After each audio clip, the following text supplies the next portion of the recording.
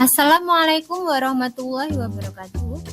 Pada kesempatan kali ini, saya, Desi Renaningtia Sugiarto, calon guru penggerak Angkatan 7, akan menyampaikan aksi nyata modul 1.4 tentang budaya positif. Latar belakang pembiasaan perilaku positif di lingkungan kelas dan sekolah tentu digerakkan oleh setiap guru. Akan tetapi, jika pelaksanaannya tidak diiringi dengan konsistensi, evaluasi, serta upaya perbaikan, tentu hasilnya kurang optimal. Untuk itu, rancangan implementasi konsep-konsep inti dalam modul budaya positif di lingkungan kelas dibuat dalam rangka meningkatkan perilaku positif siswa serta menanamkan pembiasaan baru yang belum pernah dilakukan sebelumnya. Dengan pembiasaan perilaku positif tersebut, diharapkan dapat membentuk karakter bagi siswa dan menjadi budaya positif yang berkembang di lingkungan sekolah. Tujuan 1. Menumbuhkan jiwa religius pada diri siswa. 2. Menumbuhkan sikap disiplin pada diri siswa. 3. Membiasakan perilaku sopan santun. 4. Menanamkan kesadaran menghargai orang lain. Serta yang terakhir, menanamkan kesadaran berbudaya lingkungan. Tolak ukur. Siswa melakukan kegiatan yang bersifat religius. Siswa menunjukkan sikap disiplin dengan kesadaran sendiri. Siswa menunjukkan sikap dan perilaku sopan santun. Siswa menunjukkan sikap menghargai orang lain. Siswa menerapkan perilaku berbudaya lingkungan dengan kesadaran sendiri. Lini masa tindakan. Implementasi konsep-konsep inti dalam modul budaya positif di lingkungan kelas. Yang pertama, budaya lingkungan. Kegiatan yang dapat dilakukan itu berdoa sebelum dan sesudah pembelajaran, membaca Asmaul Husna setiap hari Jumat, sholat duha bersama. Yang kedua, budaya disiplin. Meliputi baris di depan kelas, melakukan kegiatan literasi sebelum pelajaran, baris sesuai urutan saat mengumpulkan tugas dan kuis pulang sekolah. 3. Budaya sopan santun. Berkata sopan. Bersalaman saat masuk dan pulang. Senyum, salam, sapa saat bertemu warga sekolah. Yang keempat, budaya menghargai orang lain. Tidak mengejek orang lain, memberi kesempatan kepada orang lain, saling membantu, bertanggung jawab atas tindakan yang dilakukan.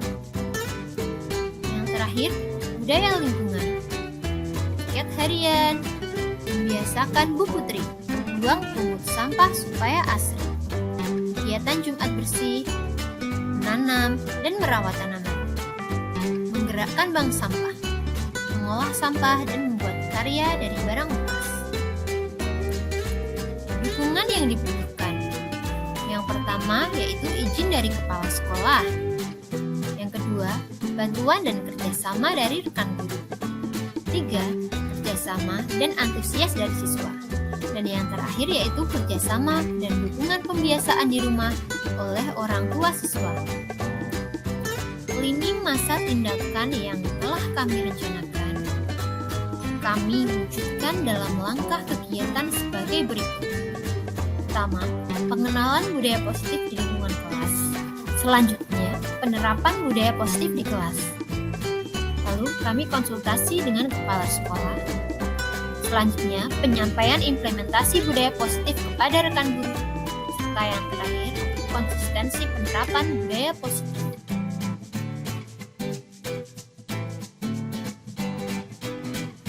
Penerapan budaya positif yang telah kami laksanakan di kelas, kami sampaikan pada rekan guru dalam kegiatan penyampaian implementasi konsep-konsep inti dalam modul budaya positif di lingkungan kelas, yang mana pelaksanaan presentasi kami laksanakan pada hari Selasa tanggal 17 Januari 2023 bertempat di ruang guru SDN 030, diikuti dengan kepala sekolah, rekan guru, serta karyawan SDN 030.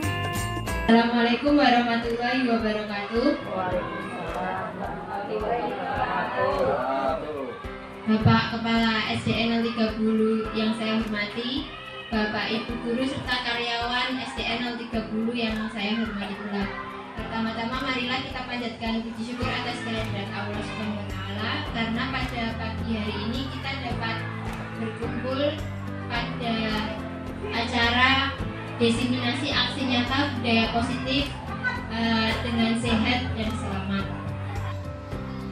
Untuk selanjutnya saya mengucapkan terima kasih kepada Bapak Ibu guru sekalian karena telah meluangkan waktu untuk hadir dalam ruangan ini untuk memberi kesempatan kepada saya menyampaikan tentang aksi nyata mengenai penerapan budaya positif di kelas yang telah saya implementasikan. Adapun sebelumnya budaya positif tersebut merupakan perwujudan dari nilai-nilai atau keyakinan universal yang diterapkan di sekolah. Budaya positif tersebut merupakan pembiasaan yang bernilai positif dan di dalamnya mengandung sejumlah kegiatan yang mampu menumbuhkan karakter murid. Nah, budaya positif itu intinya pembiasaan baik yang dilakukan untuk membentuk karakter yang baik pula pada siswa. Jadi Bapak Ibu, kita itu setiap hari di sekolah itu kan melakukan segala kegiatan seperti seorang petani. Siswa itu diibaratkan sebagai tanaman dan sekolah itu diibaratkan sebagai sebuah sawah. Apabila Pak Tani merawat dan merawat, menjaga, memelihara tanaman itu baik, maka tanaman akan tumbuh dan berkembang dengan baik. Begitu juga dengan siswa. Apabila kita mendidik, merawat, dan mengembangkan minat dan bakat siswa dengan baik, maka mereka akan tumbuh dan berkembang dengan optimal pula. Dan di sini tugas kita mendidik sebagai pamong itu memfasilitasi siswa agar dapat tumbuh dan berkembang dengan baik sehingga mereka dapat membentuk karakter-karakter positif. Untuk membentuk karakter-karakter positif tersebut, kita itu bertugas, berperan menerapkan kebiasaan-kebiasaan baik atau yang bisa kita sebut dengan budaya positif. Dengan adanya pembiasaan baik, maka akan menjadi kebiasaan yang ada di sekolah. Kebiasaan itu akan menjadi sebuah budaya. Dengan adanya budaya, maka itu akan membentuk karakter anak yang baik. Dalam berperilaku atau budaya positif tersebut, manusia atau dalam hal ini siswa itu terdapat 3 motivasi. Dalam berbudaya positif di sini, motivasi siswa atau manusia itu ada 3. Yang pertama yaitu untuk menghindari ketidaknyamanan atau hukuman. Selanjutnya untuk mendapatkan imbalan atau penghargaan dari orang lainnya, dan yang terakhir untuk menjadi orang yang mereka inginkan dan menghargai diri sendiri dengan nilai-nilai yang mereka percaya. Nah, di sini diharapkan siswa dapat melakukan menerapkan budaya positif tersebut dengan kesadaran pribadi atau dorongan pribadi, sehingga mencapai pada motivasi yang paling tinggi, yaitu untuk menjadi orang yang mereka inginkan. Mungkin kita di kelas Bapak Ibu menemukan berbagai karakter anak. Ada anak yang ketika kita meminta mereka untuk melakukan sesuatu itu melakukannya dengan terpaksa. Dia hanya takut sepertinya akan kita hukum atau akan kita beri sanksi apabila dia tidak melakukan apa yang kita minta. Itu adalah motivasi yang pertama. Selanjutnya ada juga anak yang mungkin ketika kita kelas selalu melakukan sesuatu, misal menjawab pertanyaan, melakukan sesuatu tanpa disuruh, tapi ada motivasi di baliknya, yaitu untuk mendapatkan imbalan atau penghargaan dari orang lain. Jadi segala sesuatu yang dia kerjakan itu hanya untuk mendapat penghargaan dari orang lain. Dan yang terakhir, untuk menjadi orang yang mereka inginkan dan menghargai diri sendiri dengan nilai-nilai yang mereka punya. Ada anak yang melakukan sesuatu itu karena kesadaran karena memang keinginan dari dalam dirinya untuk melakukan sesuatu. Sebagai contoh, penerapan dari ketiga teori motivasi perilaku manusia ini. Anak melakukan piket. Ada anak yang melakukan piket karena dia itu takut dihukum, diberi denda sama bapak ibu. Ada juga anak yang melakukannya untuk mendapat ujian. Biar nanti ditulis di rapot nilainya saya bagus karena saya rajin piket. Ada juga yang dia itu melakukannya atas kesadaran diri sendiri karena memang dia itu melihat kelasnya yang kotor dan harus dibersihkan. Itu merupakan keinginan atau kesadaran diri dia sendiri yang merujuk pada teori motivasi yang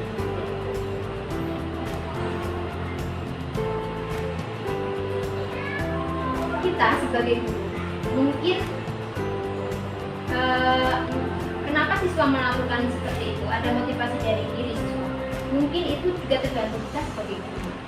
Kadang kita memberi dukungan, kadang kita memberi imbalan.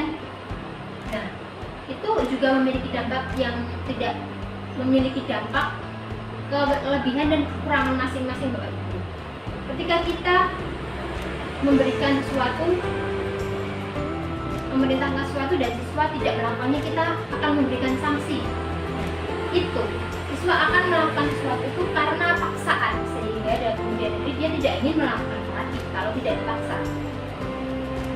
Sedangkan jika kita memotivasi, jika kita mengajak siswa untuk melakukan sesuatu dengan imbalan, misalnya, jika kamu nilainya baik akan mendapatkan hadiah dari guru, itu juga ada dampak positif dan negatif.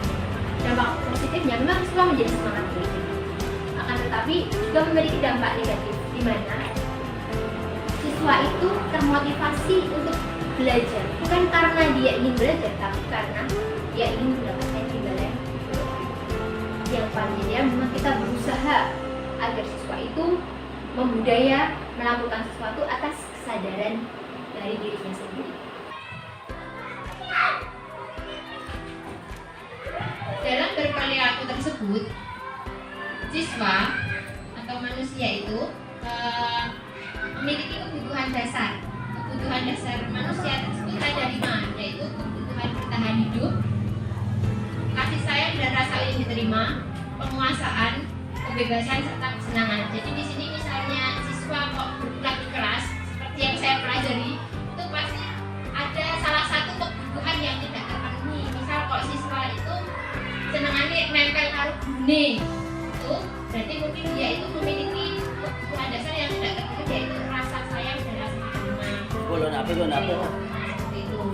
Terus misalnya siswa kok sukanya itu mintanya itu bebas di kelas, berjalan atau bermain, terus mungkin salah satu kebutuhan dasar yang tidak terpenuhi adalah kebutuhan dasar. Bapak Ibu, perilaku atau motivasi anak manusia dalam berperilaku tadi itu berhubungan dan berkaitan erat dengan kebutuhan dasar manusia. Anak melakukan sesuatu atau bertingkah dan berperilaku itu mungkin karena ada kebutuhan dasarnya yang tidak terpenuhi. Semisal contoh, untuk bertahan hidup, anak itu ada yang bertingkah mau mengambil uang milik temannya. Itu untuk apa? Setelah kita selidiki, setelah kita dalami dan kita cari tahu kenapa sebabnya, mungkin karena dia tidak ada uang saku, dia punya harapan dan dia ingin. Itu salah satu contoh. Selanjutnya ada anak yang misalnya dia suka itu menempel sama mencari perhatian sama teman. Setiap apa-apa dia selalu ingin tampil. Mungkin itu anak kebutuhan dasar kasih sayang dan rasa diterimanya belum terpenuhi. Dan juga anak yang sukanya membentak, ketika diskusi maunya menang sendiri. Nah, mungkin itu anak tersebut kebutuhan akan penguasaan pengakuan atas kemampuannya.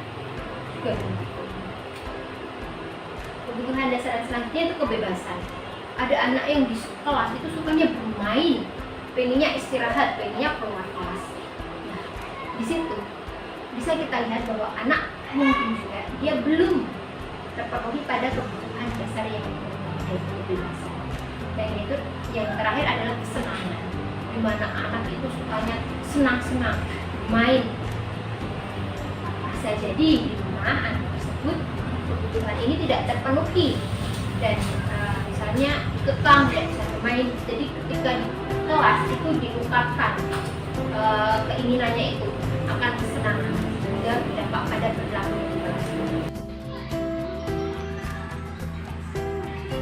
Nah, di sini untuk memenuhi kebutuhan dasar siswa tersebut, kita sebagai guru itu harus mencapai kalau bisa berada pada posisi kontrol yang paling ideal. Tapi sebelumnya tentang posisi kontrol yang paling ideal, Hanya kami perkenalkan dulu posisi-posisi kontrol dulu yang ada. Ada 5 posisi kontrol dulu.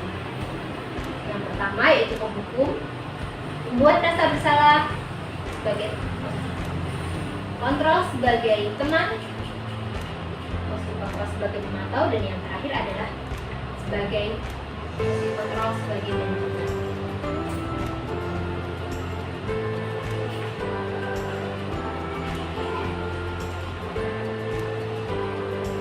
Dari kelima posisi kontrol tersebut memiliki ciri-ciri dan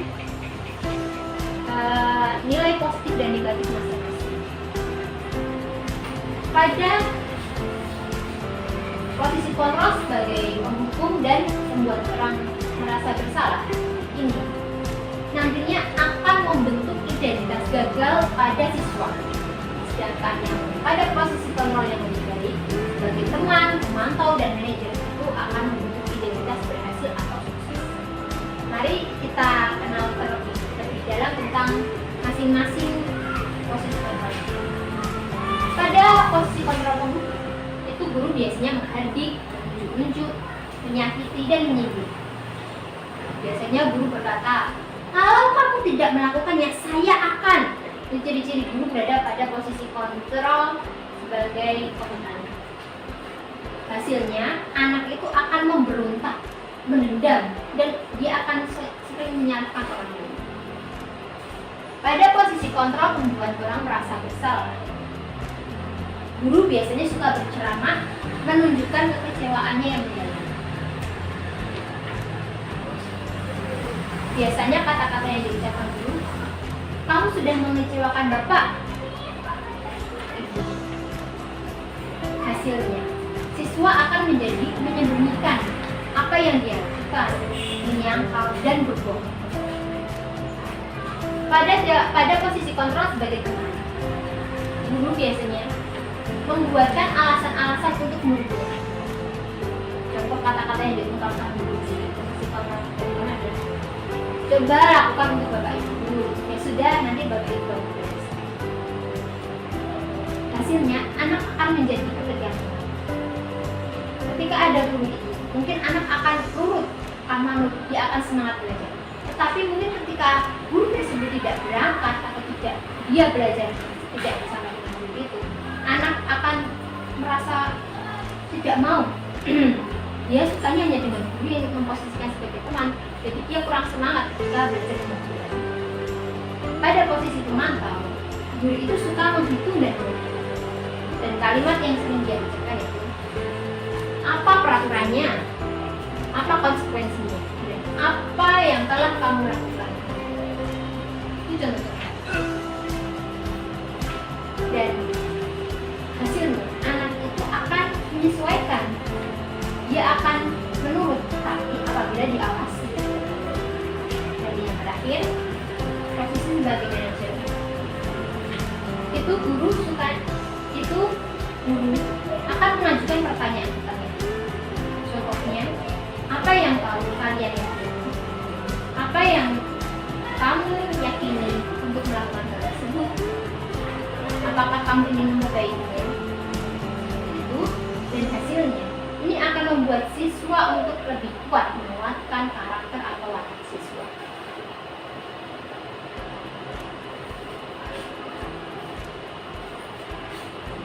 Pada posisi guru sebagai penghukum, siswa biasanya akan mengatakan tidak, dan pendapatnya dia akan mengulangi apa yang telah dia lakukan, sehingga dia juga akan meletakkan guru di luar kualitas dunia yang berkualitas. Pada posisi kontrol guru yang membuat orang merasa bersalah, siswa biasanya akan meminta maaf. Maafkan saya, Pak. Dan itu akan membuat siswa menjadi rendah diri, merasa gagal dan tidak berharga karena dia merasa selalu melakukan kesalahan. Dia juga akan meletakkan guru berada di luar dunia berkualitas. Pada posisi guru sebagai teman, siswa akan menjawab dengan kata, saya pikir Bapak itu teman saya. Dampaknya, siswa itu akan menjadi siswa yang tergantung, tidak mandiri dan tidak bisa memutuskan sesuatu karena dia merasa selalu didampingi oleh teman. Meskipun pada posisi ini guru berada pada dunia berkualitas siswa tersebut. Pada posisi guru sebagai pemantau, siswa biasanya mengatakan saya akan dapat berapa bintang kalau melakukan hal tersebut. Jika sudah melakukan hal tersebut, saya akan mendapatkan apa? Jadi ada motivasi imbalan di dalamnya.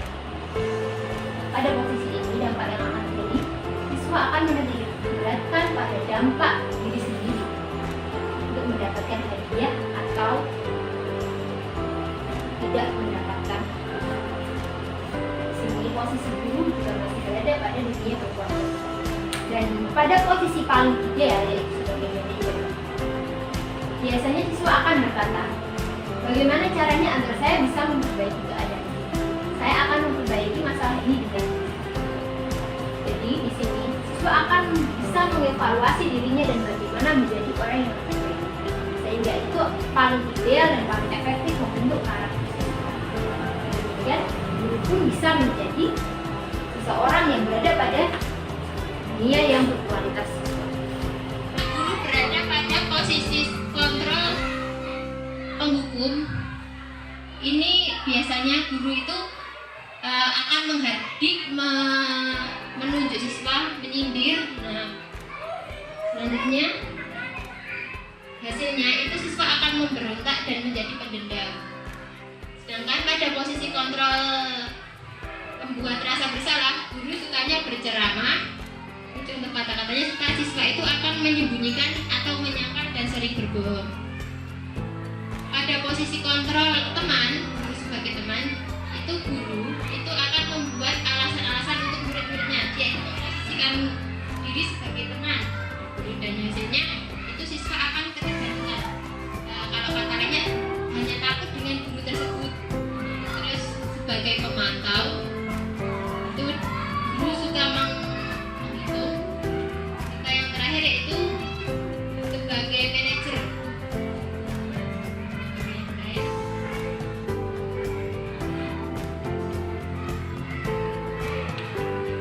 Dari kelima posisi kontrol tersebut itu memiliki dampak yang berbeda.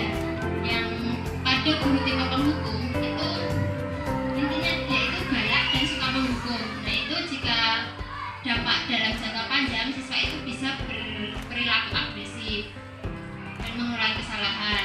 Selanjutnya guru yang membuat rasa bersalah, misalnya kamu tidak itu kasihan sama guru, desi wes apa bukan kan orang kok beda. Itu contoh yang membuat rasa bersalah. Kalau yang tipe teman itu yang menganggap siswa sebagai teman, yang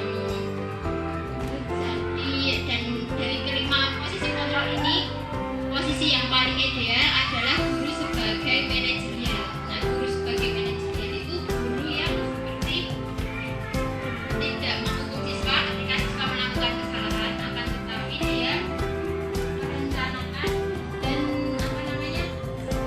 membuat siswa itu belajar dari kesalahan yang dia berbuat.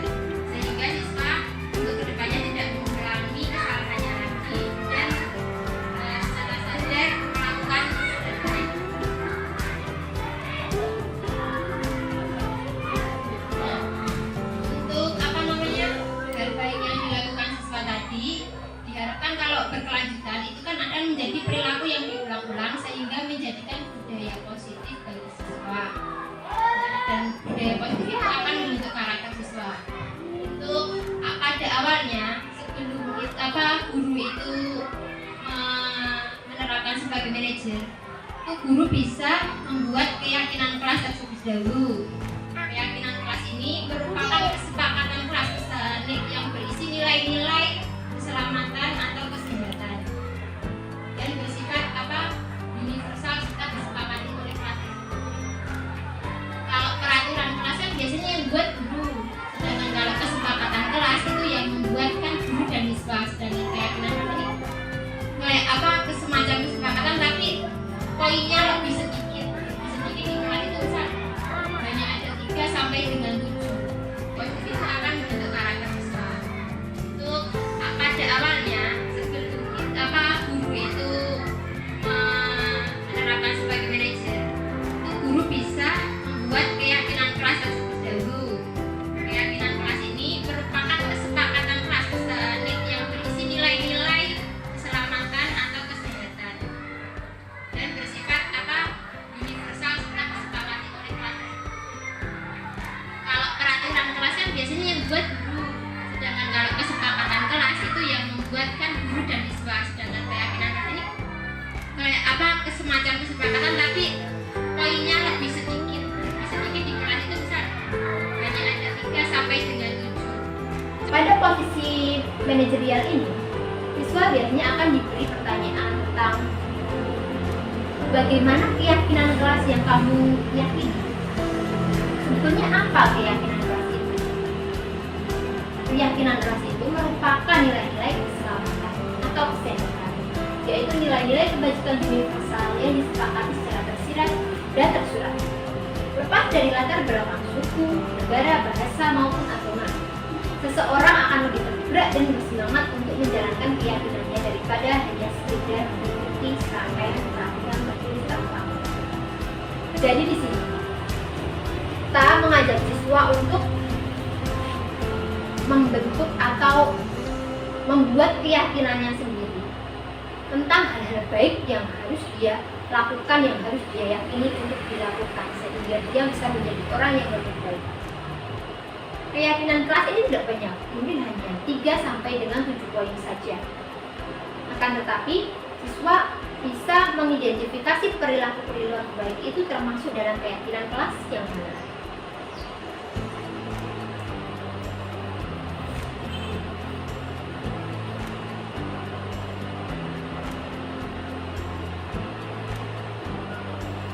Berikut, saya sendiri Bapak Ibu sudah menerapkan keyakinan kelas ini di kelas kami. Sebelum menerapkannya, saya mengajak siswa terlebih dahulu untuk membentuk keyakinan kelas itu. Jadi saya minta anak-anak untuk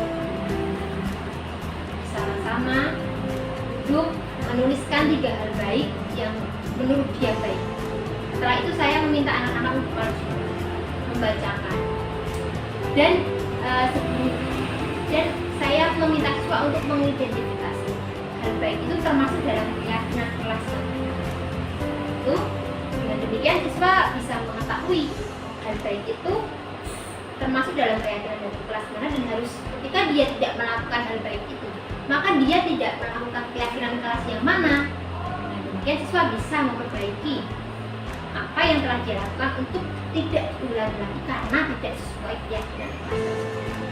Contohnya seperti ini, membuat keyakinan kelas. Jadi siswa diminta, kalau saya siswa diminta menuliskan 3 hal baik yang menurut mereka baik. Nah di situ dalam perilaku baik itu termasuk dalam nilai yang mana? Di kelas 5B ini keyakinan kelasnya ada 5, yaitu berakhlak mulia, sopan santun, berbudaya lingkungan, menghargai orang lain. Nah, ada budaya positif yang telah saya terapkan di sekolah itu yang pertama itu berbudaya religius, sholat Jumat.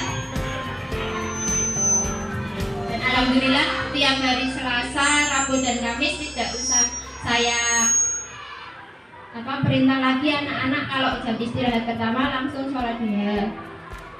Terus tadi ada membaca Asmaul Husna melahirkan Pak Ali, jadi hari Sabtu misalkan Pak Ali tidak berangkat, anak-anak tetap membaca Asmaul Husna. Nah, untuk ini yang saya ambil adalah budaya positif. Setiap hari Jumat dalam berbudaya lingkungan, anak-anak melakukan Jumat bersih dan kegiatan lainnya.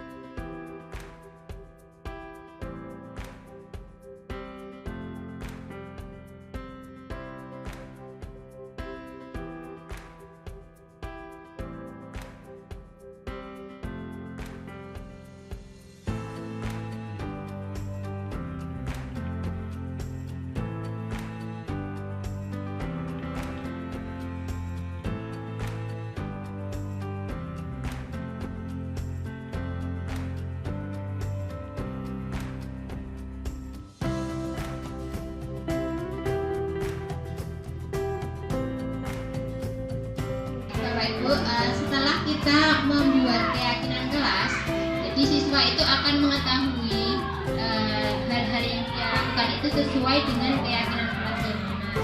Misalnya anak itu membuang sampah sembarangan, nah itu berarti dia itu dalam kegiatan perilakunya itu tidak sesuai dengan, kalau di pelatihan kelas kami yaitu tidak sesuai dengan tanggung jawab dan budaya lingkungan. Selanjutnya yang sering terjadi kasus di kelas kami yaitu anak mengejek orang tua. Nah, ketika itu berarti anak tidak sesuai dengan keyakinan menghargai orang lain. Nah, pada posisi kontrol manager ini guru itu tidak langsung menghakimi siswa.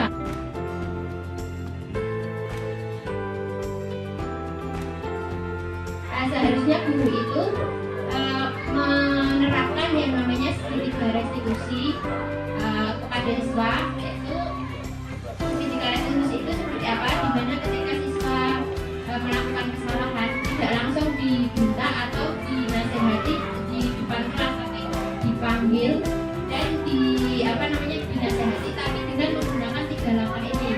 Yang pertama yaitu menstabilkan identitas, selanjutnya divalidasi tindakan yang salah, serta yang terakhir yaitu menanyakan keyakinan kelas yang telah disepakati tadi. Nah, menstabilkan identitas itu seperti apa?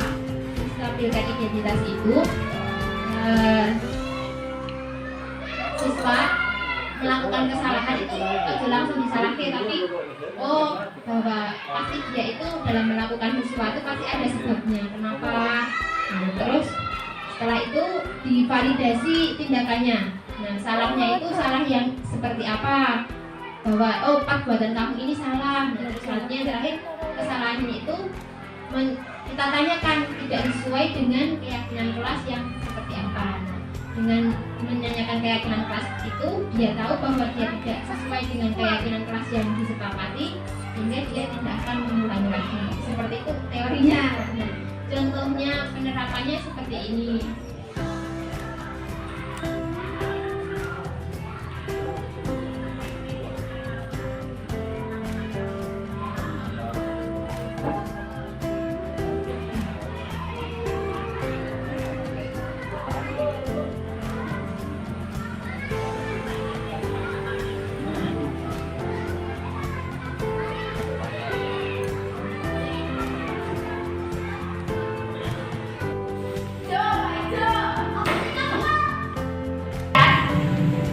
Desi dengar laporan dari teman-teman kamu kalau kamu membanting meja, apakah itu benar? Apa yang terjadi? Mari Desi bantu. Ada yang ingin kamu sampaikan? Ya, apa coba Mbak? Pasti kamu marah ya kalau orang tua kamu diejek oleh temanmu. Desi dulu juga pernah seperti itu. Orang tua diejek, mainan, Desi juga marah. Iya, kalian boleh marah, akan tetapi apa yang kamu lakukan itu membahayakan orang lain. Bagaimana kalau meja itu terkena temanmu? Bukankah itu meributkan orang lain? Sekarang mari kita ingat keyakinan kelas kita. Apakah yang kamu lakukan itu mencerminkan perilaku positif? Keyakinan kelas apa yang tidak sesuai dengan yang kamu lakukan? Menurut itu, jika kamu marah dengan teman, kamu bisa menyampaikan pendapatmu dengan baik-baik, tidak perlu membantu dia. Kamu bisa menyampaikan dengan cara yang lebih halus. Kalau begitu, jika besok lagi kamu marah, apakah kamu akan membagi meja lagi? Tidak perlu diulangi lagi ya. Terima kasih, Bu.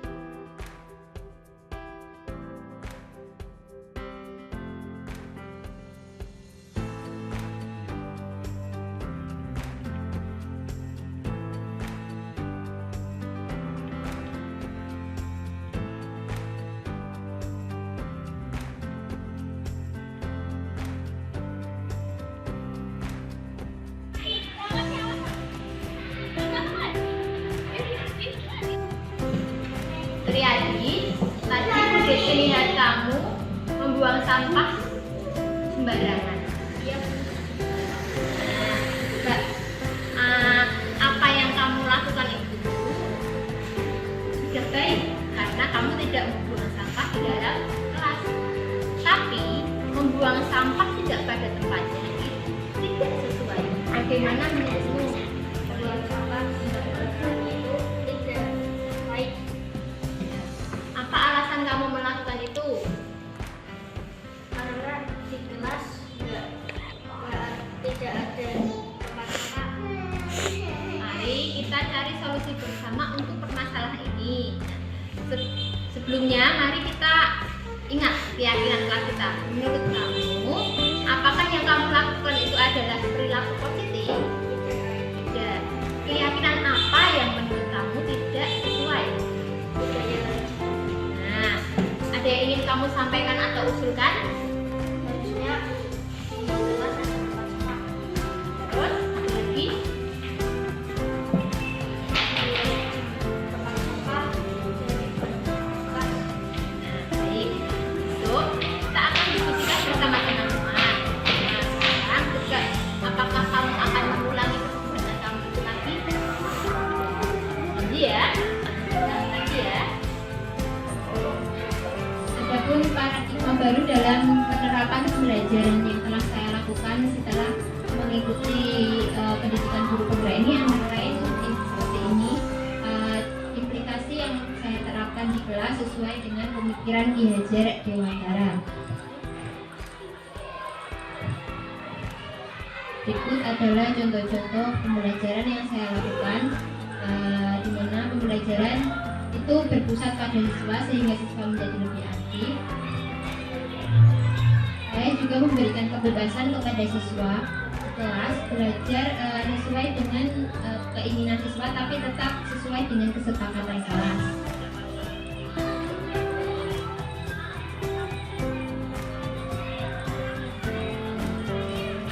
Contoh yang lain yaitu ketika saya belajar sekarang lebih menerapkan pada pembelajaran berbasis masa permainan, sehingga siswa menjadi lebih tertarik ketika mengikuti pelajaran.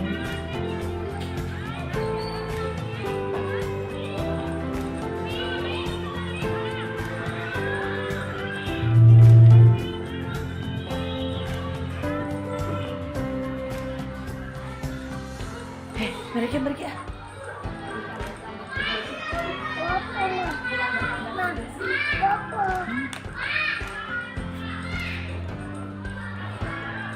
Ya Allah.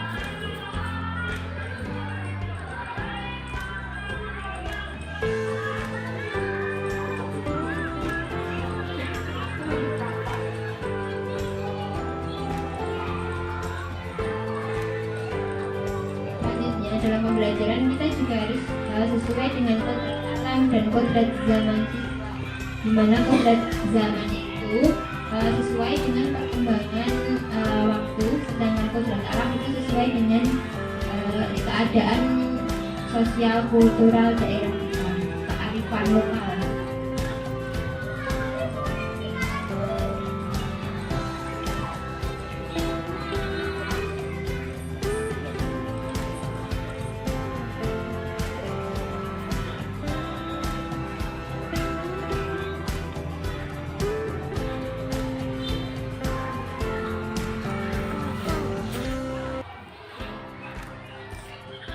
Demikian pemaparan kami mengenai budaya positif, di mana di dalamnya terdapat kami sampaikan pula paradigma baru pembelajaran sesuai dengan filosofis Ki Hajar Dewantara. Selanjutnya juga ada tentang budaya positif itu sendiri, mengenai kebutuhan dasar siswa, motivasi perilaku siswa, 5 posisi kontrol, serta penerapan segitiga restitusi. Terima kasih kepada Bapak Ibu atas waktunya. Demikian dari saya. Apabila nanti ada pertanyaan, silakan Bapak Ibu mengajukan pertanyaan. Nanti apabila saya bisa menjawab, nanti saya akan jawab semuanya. Terima kasih. Silakan Bapak Ibu, barangkali ada yang mau bertanya.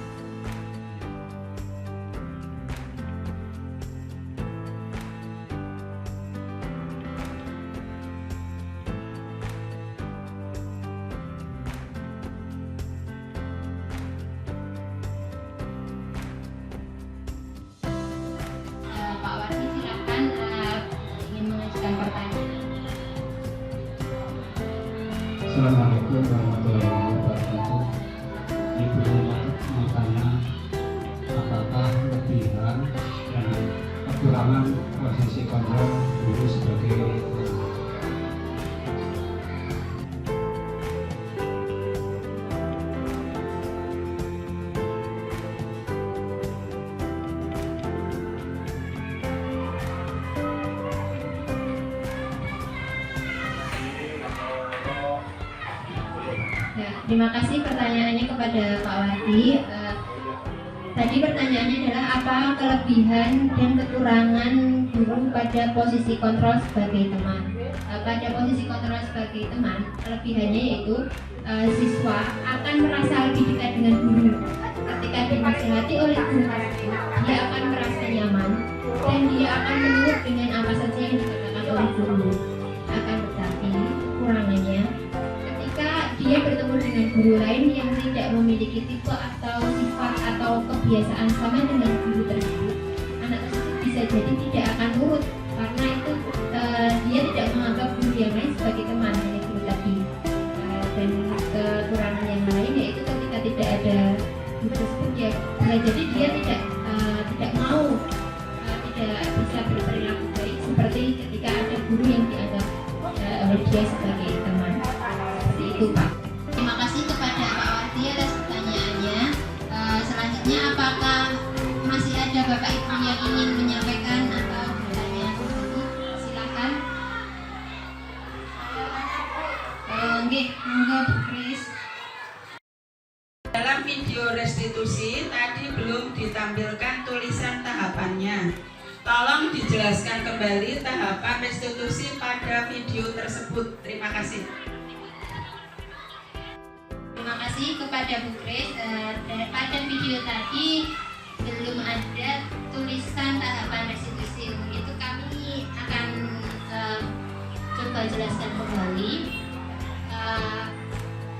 Tahapan restitusi terdapat 3 tahapan restitusi. Yang pertama yaitu menstabilkan identitas, validasi tindakan yang salah, dan menanyakan keyakinan. Coba saya putarkan kembali videonya.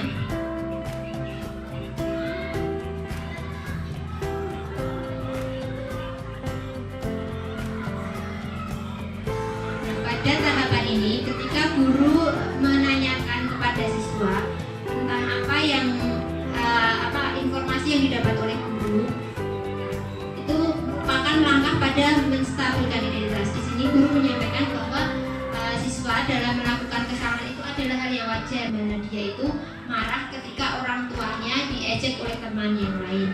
Akan tetapi selanjutnya pada tahap berikutnya, nah di sini guru itu juga memvalidasi tindakan siswa bahwa tindakan itu tidaklah tindakan yang baik.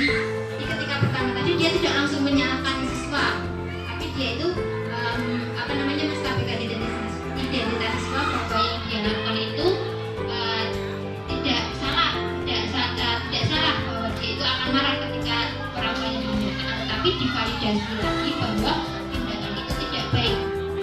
Nah, kenapa tidak baik itu ditanyakan kepada siswa, kenapa kok tindakan ini tidak baik? Nah, itu adalah pada tahapan menstabilkan validasi kesalahan. Nah, setelah siswa tahu bahwa tindakan yang dilakukan dia itu salah, maka di sini pada tahapan ini guru itu menanyakan keyakinan kepada siswa bahwa apabila dia marah di kelas dan membanting meja itu tidak sesuai dengan keyakinan yang apa.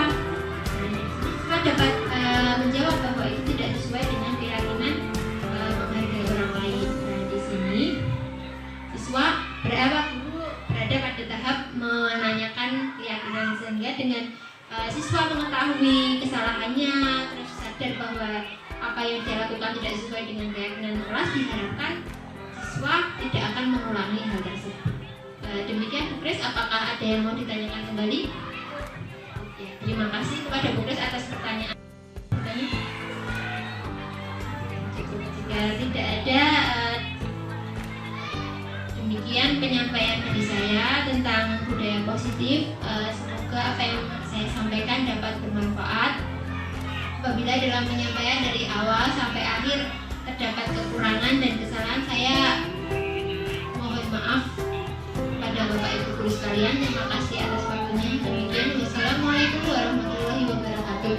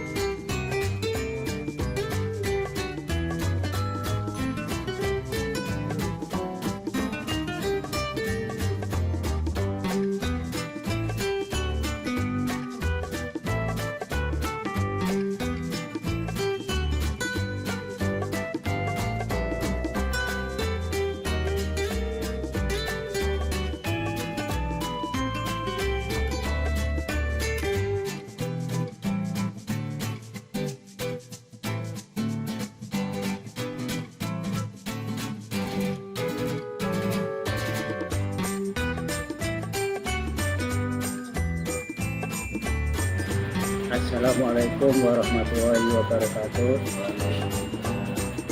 Nama saya Wardi. Setelah Bu Desi menyampaikan tentang budaya positif, saya jadi mengetahui tentang posisi kontrol guru, dan saya akan lebih belajar untuk menjadi guru dengan posisi kontrol yang ideal. Terima kasih.